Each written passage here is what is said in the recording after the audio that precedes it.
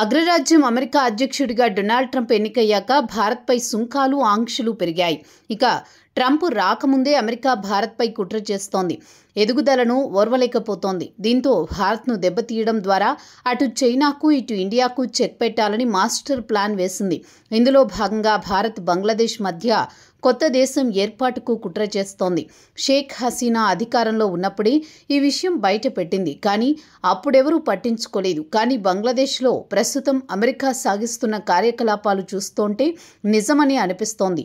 2023 మే 3 నుంచి మణిపూర్లో మేథీ మరియు కుకీ జో కమిటీల మధ్య జరుగుతున్న జాతి సంఘర్షణలు 2 సంవత్సరాలు పూర్తయ్యాయి. ఈ సంఘర్షణల్లో 260 మంది మరణించారు. 60,000 మంది వలసలు వెళ్లారు.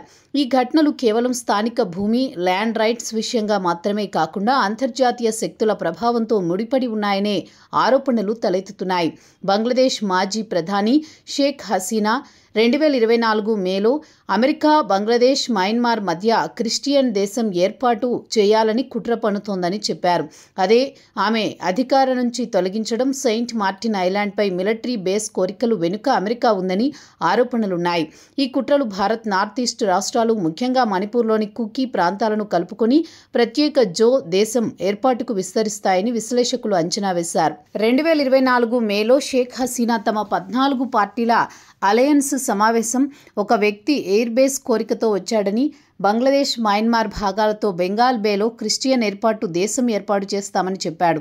ఈస్ట్ తిమూర్ ఉదాహరణ ఇచ్చి సెయింట్ మార్టిన్ ఐలాండ్పై మిలిటరీ బేస్ అనుమతిస్తే ఎన్నికల్లో సమస్యలుండవని హామీ ఇచ్చారని ఆమె వెల్లడించారు.